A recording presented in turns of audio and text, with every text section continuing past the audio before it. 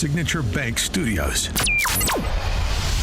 This is Chicago's Morning Answer with Dan Proft on AM 560. The Answer.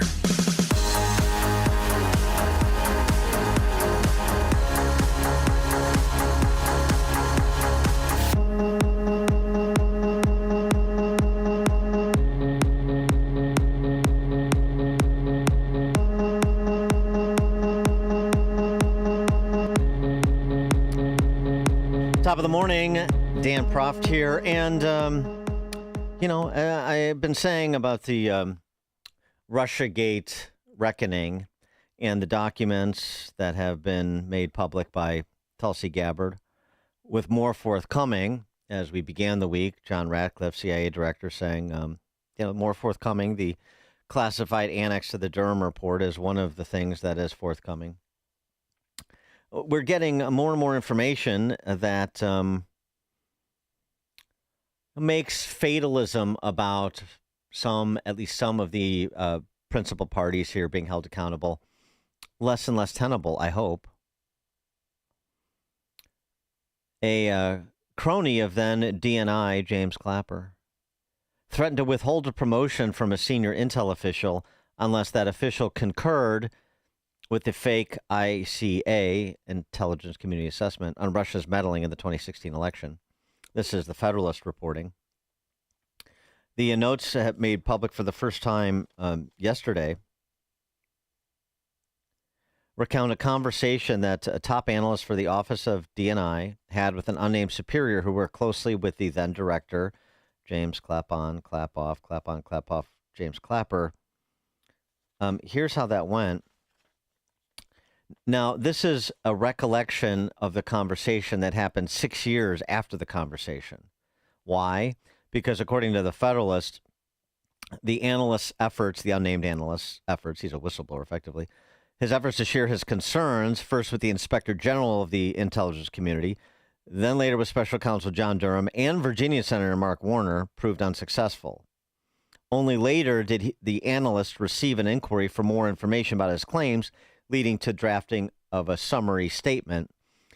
The notes capture the analyst claiming that in early January of 2017, his supervisor told him, quote, "This is reporting you're not allowed to see. If you saw it, you would agree with the revised Obama-mandated intelligence community assessment." After noting he concurred, quote, "with varying confidence with most of the 2017 ICA's key judgments," the analyst said he would need to review any reporting himself in order to consider it. Clapper's crony countered, "You need to trust me on this." And he stated to the analyst that the analyst would, quote, "need to demonstrate his ability to outgrow his refusal to sign off on assessments he did not share in order to be recommended for a promotion. I need you to say you agree with these judgments so that DIA will go along with them," quote unquote. The prospective conspirators circle widens. And then there's this from Fox News reporting on Kash Patel. FBI Director Kash Patel found a trove of sensitive documents related to the origins of the Trump-Russia probe buried in multiple quote-unquote burn bags in a secret room inside the FBI. One of the documents FBI officials found in a burn bag was the classified annex to former special counsel John Durham's final report, which includes the underlying intelligence he reviewed. That's what that's what Ratcliffe was talking about earlier this week with respect to what is yet to come. The declassified annex is going to be transmitted to Senate Judiciary Committee Chairman Chuck Grassley, who will ultimately release the document to the public. So that review of the classified annex to essentially process it to be declassified and then released to the public is going right now. But how that classified annex wound up in a burn bag in a secret room inside the FBI is also an interesting development and question that I certainly would like an answer to. And maybe the Department of Justice would as well. Maybe that strike force that has been assembled on the topic is working to unearth answers to said questions. For more on this and a few other matters, pleased to be joined again by William Jacobson. He's a clinical professor of law and director of the Securities Law Clinic at Cornell Law School. Also the founder of LegalInsurrection.com and the president of the Legal Insurrection Foundation, as well as the founder of the Equal Protection Project. Professor Jacobson, thanks for joining us. Appreciate it. Thanks for having me back. You know, the legal opinions on just how far the information that is in the public domain may take us in terms of criminal prosecutions of brand names within the anti-Trump, pro-Russia collusion hoax circles in law enforcement and intel vary widely. We've heard them on this show, and from folks at the Article 3 Project who think there is even legal exposure for Obama to, the Andy McCarthys of the world that are much more skeptical. Based on, what we have to date, where do you come down in terms of how you think about this information and what you would like to see the Department of Justice do with it? Well, I'd certainly like to see the Department of Justice go as far and as quickly as they can on this. My big takeaway is how manipulated we were as a nation by the false Russia collusion connection claims. And it started at the very top. I mean, I remember when we were going through this, and there were leaks to the New York Times. There were all sorts of things. I consciously knew this was nonsense. I mean, it was so clear. Yet, kind of subconsciously, it planted a lot of doubts. I remember thinking at the time, I don't believe it. There's no evidence. And we know that some things like the so-called secret server connection turned out to be completely false. But what if they're right? What if can all these people be wrong? And it turns out, yes, they were. But it planted enormous doubts. I mean, it really was a psychological terror campaign against our electoral process, where as it's coming out, and I think we knew this, but we're getting more details, there was an organized operation to mislead and manipulate the American public that had a profound impact on our politics. I mean, even today, the numbskulls protesting on the side of the street hold the signs about, Trump and Putin, all that sort of stuff. Yeah. It really was outrageous when you think about it. Yeah. The thing to me is there's a lot of sort of grandiose theorizing about conspiracies and what federal statutes may be implicated, conspiracy to defraud and conspiracy to perjure. Even people making arguments about sedition, which probably is a little strong based on the information we have to date. But my point is this, and I wanted to see if you agree. Look, even if we just go and it just turns out that we have very strong cases that say Comey and Brennan and Clapper, and maybe Hillary Clinton when she was interviewed by Durham, perjured themselves. It seems like just what we know that has been made public so far, pretty strong circumstantial cases. But maybe at the end of the day, when the DOJ is done investigating, there's really strong cases, and they're pretty confident they can secure convictions. That should be pursued.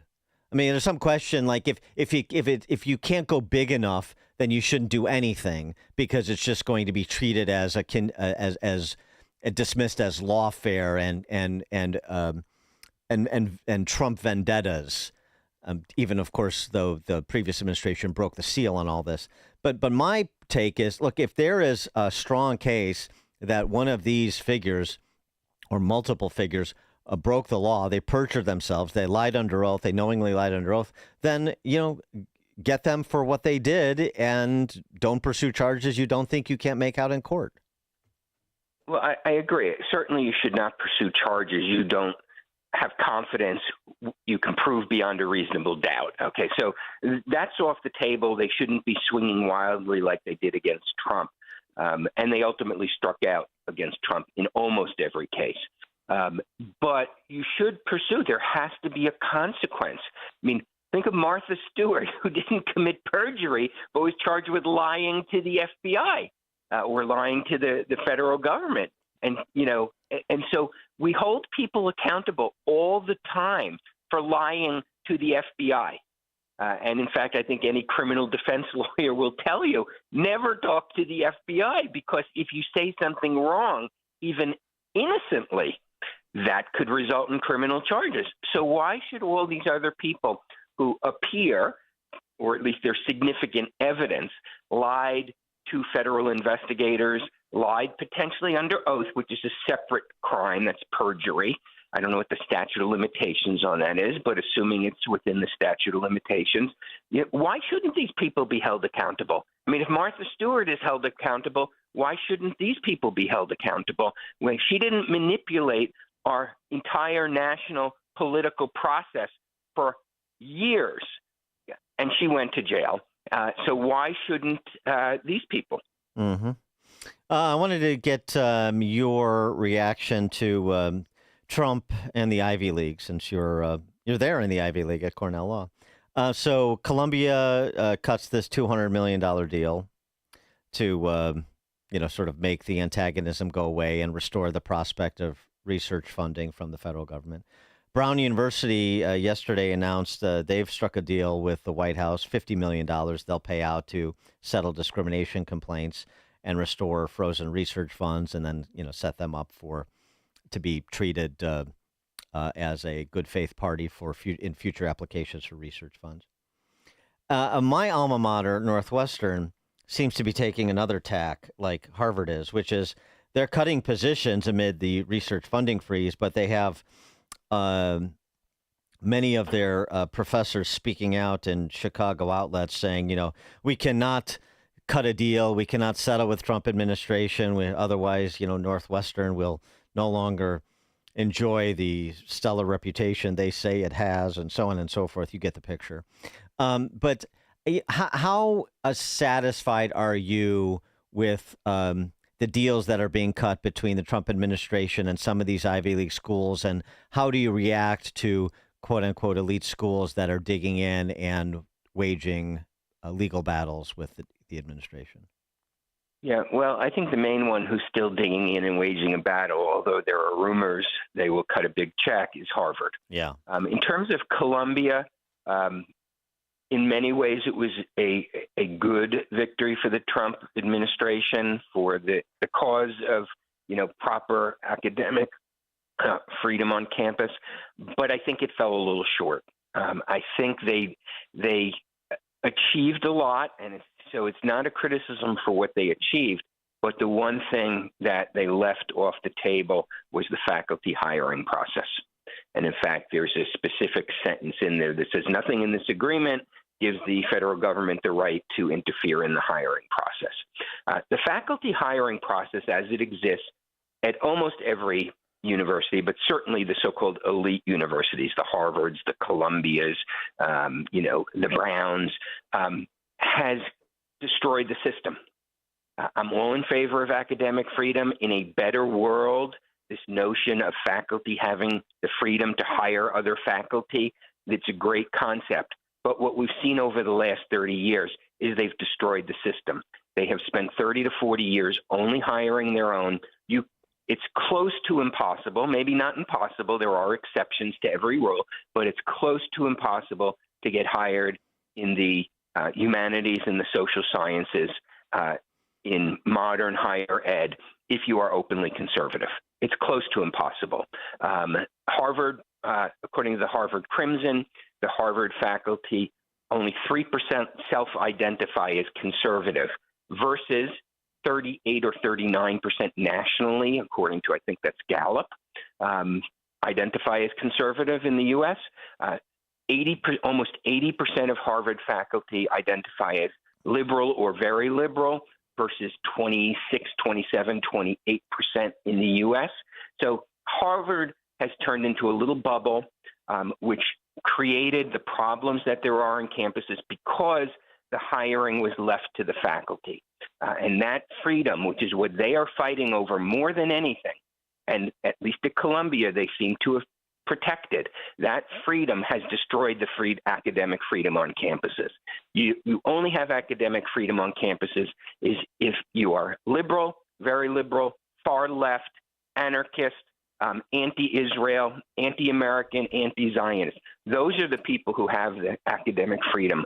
So I find it very shallow when they say, oh, well, the federal government is interfering with our academic freedom. No, you have destroyed your own academic freedom. And it's not only in the humanities and the social sciences, it's increasingly because of the DEI programming in STEM, in the sciences. So I don't think they went far enough. I think that they made good changes. They made policy changes. They told them, hey, here's what the law is. You have to follow it. Of course, they should have been following it all along.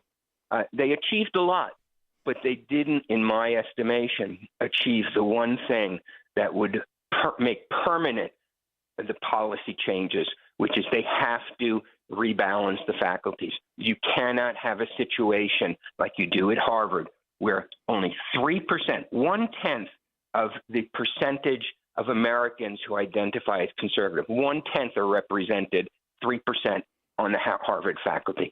That's an absurd situation. That's a destructive situation, and it's what landed us here. Remember at Columbia, when they had the protesters harassing people, taking over buildings, etc., there were lines of faculty there to protect them from the police. Oh, yeah. Okay, so and if anyone in the Trump administration is listening, and I hope they are, you need to effectuate changes that are permanent, that are not just 3-year deals. And the only way you're going to change the universities is if you rebalance the faculties. I'm not talking about conservative faculties, just like have some sense of normalcy in the faculty composition instead of the extremity that you have now. And that's what you need to focus on. Well, it's interesting because you probably saw the op-ed. I tackled it a bit earlier in the week on the show, this op-ed from a philosophy professor at Penn in the New York Times, talking about why it's a bad idea to compel or even encourage universities to hire more avowed conservative academics. And it was sort of one of the arguments that only a philosophy professor or a lawyer could make. I mean, one of the things she said was, like, it's better if I do it, if I represent the conservative perspective. Like in one of my philosophy classes, I always include the work of Robert Nozick. So that, that balances it out. I include the work of a philosopher who was a skeptic of central power. So, I'm covering the expanse of discussion and ensuring open and honest debate in my classroom. And that's coming from a person of the left. So it's better. We can't get into this business of, of setting aside positions for ideology any more than conservatives would say you should set aside positions for race or sex. It was really an interesting way to try to defend the status quo of gatekeepers who do exactly what you say, ensure that that the dominant ideology, the orthodoxy that's imposed through the dominant ideology on campus is this this neo-Marxist ideology that you see manifested everywhere, particularly the Ivy League. Yeah, well, that's such a ridiculous argument that person is making because we know the reality as it exists today. I completely agree that getting the federal government involved in hiring decisions at universities is a bad idea, but it's a less bad idea than what the current situation is. And the current situation is that a large percentage of the viewpoints and ideology expressed in the country is completely removed from the campuses. So, yes, getting the federal government involved in all these things is not ideal, but we're at this situation because what the faculty have done to their universities. Well, and I mean, just point of order, at the same time that all these universities want to dip their beaks into the federal trough all the time. So, you want federal money. Federal money comes with strings. Everybody knows how that game is played. Yeah, exactly. And, the notion that actually supporting a diversity of viewpoints on campus is the equivalent of hiring people based on immutable characteristics like skin color. Okay, the two are not equivalent. Okay, Right. Fostering an open environment on campus with viewpoint diversity is not the same thing as racial preferences in admissions and hiring. They're just two very different things. There are laws against racism in hiring. There are no laws against diversity of viewpoint in hiring. And so they're just they're picking one thing that has nothing to do with the other, and they're trying to play conservatives. Oh, you're opposed to race-based affirmative action. How dare you insist on viewpoint-based affirmative action? Well, they're two very different things. One has nothing to do with the other. One is unconstitutional. One violates equal protection of the laws. The other doesn't.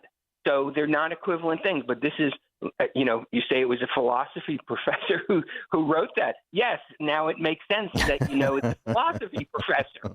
Okay, Yes. But nobody in the real world thinks that fostering viewpoint diversity in a extreme left bubble is a bad thing. Professor William Jacobson, clinical professor of law and director of the Securities Law Clinic at Cornell, founder of LegalInsurrection.com, and president of the Legal Insurrection Foundation, as well as the Equal Protection Project. Professor Jacobson, thank you as always. Appreciate it. Great. Thank you. Take care. Take care. And he joined us on the Turnkey.pro answer line. This is the morning show more Chicago radio listeners are choosing. This is Chicago's Morning Answer on AM 560. The Answer. A large retail store just canceled a huge order, leaving MyPillow with a ton of extra MyPillows. But you know what? That's their loss and your gain. MyPillow is offering the classic